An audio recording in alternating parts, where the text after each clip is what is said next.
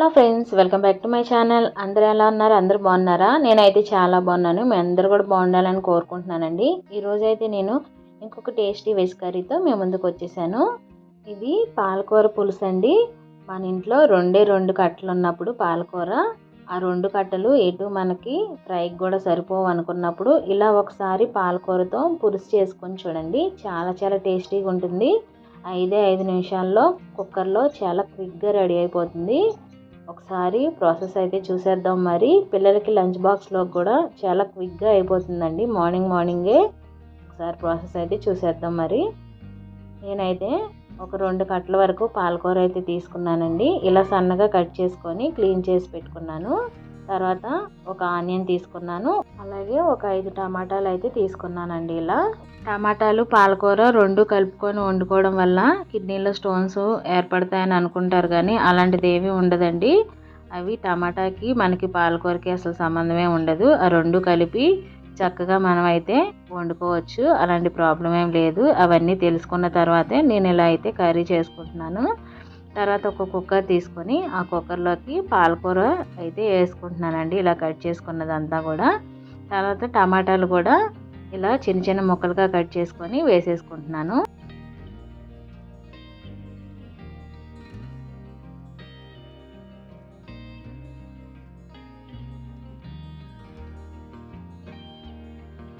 టమాటా ముక్కలన్నీ వేసేసుకున్న తర్వాత ఒక ఆనియన్ తీసుకున్నాం కదా, ఆ ఆనియన్ కూడా ఇలా స్లైసెస్ లాగా కట్ చేసుకొని ఆనియన్ కూడా వేసుకుంటున్నాను. తర్వాత పచ్చిమిర్చి వేసుకుంటున్నానండి, ఒక 3 నుండి 4 వరకు. తర్వాత చింతపండు పేస్ట్, ఉడికించుకున్న పేస్ట్ ఉందండి నా దగ్గర, అందుకని నేను ఇలా చింతపండు పేస్ట్ అయితే వేసుకుంటున్నాను, ఇలా ఉడికించుకున్నది. మీ దగ్గర నార్మల్ చింతపండు ఉంటే కనుక అది లెమన్ సైజ్ ఎంత వేసుకోండి, సరిపోతుంది, తక్కువ. తర్వాత కొంచెం వాటర్ కూడా పోసుకున్నాను, ఒక 1 గ్లాసు. తర్వాత పసుపు, ఒక 2 స్పూన్స్ వరకు కారం అయితే వేసుకుంటున్నానండి. కారం కూడా వేసుకున్న తర్వాత ఇప్పుడు కొంచెం ఆయిల్ వేసుకోండి. ఆయిల్ అనేది ఆప్షనల్ అండి. ఆయిల్ వేసుకుంటే కర్రీ బాగుంటుంది ఉడికించుకునేటప్పుడు. అందుకని నేను ఒక 1 స్పూన్ వరకు ఆయిల్ వేసుకొని లిడ్ క్లోజ్ చేసి ఒక 3 విజిల్స్ వచ్చే వరకు అయితే కుక్ చేసుకుంటున్నాను. చూసారు కదా, 3 విజిల్స్ వచ్చాక నాకు ఇలా అయితే మొత్తం అయితే కుక్ అయిపోయింది కర్రీ అంతా. ఇప్పుడు ఇలా పప్పు గుత్తితో మొత్తం అంతా చక్కగా నలిగే వరకు మెత్తగా చేసుకోవాలండి. సాల్ట్ వేసుకొని నేను ఇలా అయితే క్రష్ చేసుకుంటున్నాను. మనకి ఇలా ఎక్కువ వాటర్ ఉండడం వల్ల మెత్తగా అవ్వదు. అందుకని నేను వాటర్ని ఇలా సపరేట్ చేసేసుకొని ఓన్లీ లీవ్స్ వరకు ఉండే వరకు కుక్కర్లో ఉంచుకొని క్రష్ చేసుకుంటున్నానండి. ఇలా వాటర్ అంతా సపరేట్ చేసేసుకొని ఇప్పుడు మెత్తగా అయితే అయ్యే వరకు ఇలా పప్పు గుత్తితో మొత్తం మ్యాష్ చేసుకోవాలి.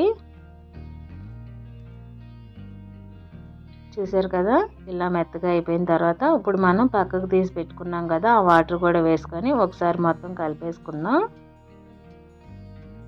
ఇప్పుడు నేను అదే కుక్కర్లో పోపు పెట్టుకుంటున్నానండి, అందుకని కర్రీని వేరొక బౌల్లోకి ట్రాన్స్ఫర్ చేసేసుకుంటున్నాను.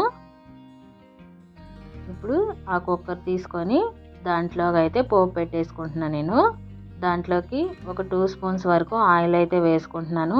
ఆయిల్ మరి 1 స్పూన్ వేసుకోకుండా 2 స్పూన్స్ వరకు వేసుకోండి.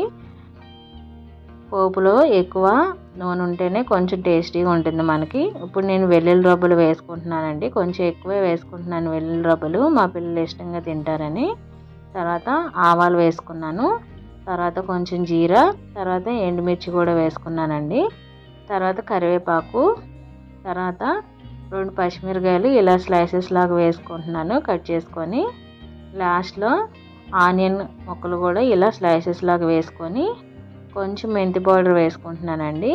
తర్వాత కొంచెం ఇంగువ కూడా వేసుకొని ఒకసారి కలుపుకుంటున్నాను మొత్తం అంతా.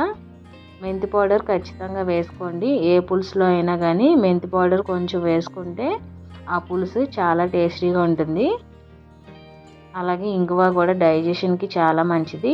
ఇప్పుడు నేను ఆ పులుసు అంతా కూడా పోపులోకి ట్రాన్స్ఫర్ చేసేసి కొంచెం సేపు అయితే మూత పెట్టుకుంటున్నాను, ఆ పోపు కొన్న స్మెల్ అంతా కర్రీకి పట్టే వరకు. తర్వాత ఇప్పుడు వేరొక బౌల్లోకి తీసుకొని సర్వ్ చేసేసుకుంటున్నాను. అంతేనండి, ఎంతో టేస్టీ అండ్ హెల్దీ అయిన పాలకూర పులుసు అయితే రెడీ అయిపోయింది. ఎంతో టేస్టీగా చాలా బాగుంటుందండి. ఒకసారి ఇదే ప్రాసెస్లో మీరు కూడా ట్రై చేసి చూడండి. చాలా క్విక్గా అయిపోతుంది. 5 నిమిషాల్లో. మనం వేరే పనిలో ఉన్నా కానీ చాలా తొందరగా పూర్తయిపోతుంది ఈ కర్రీ అయితే. మరి ఇంకెందుకు ఆలస్యం, ఒకసారి మీరు కూడా ట్రై చేసి మీకు ఎలా కుదిరిందో నాకు కామెంట్ చేసి చెప్పండి. మీలో ఎవరైనా ఫస్ట్ టైం నా ఛానల్ చూస్తున్నట్టయితే ప్లీజ్ లైక్ చేయండి, షేర్ చేయండి, సబ్స్క్రైబ్ చేసుకోండి. లైక్ చేయడం మర్చిపోతున్నారు. లైక్ చేయండి. మీరు లైక్ చేయడం వల్ల నా వీడియో ఇంకా ముందుకు వెళ్తుంది. వీడియో నచ్చితే please like, share, subscribe. Thanks for watching.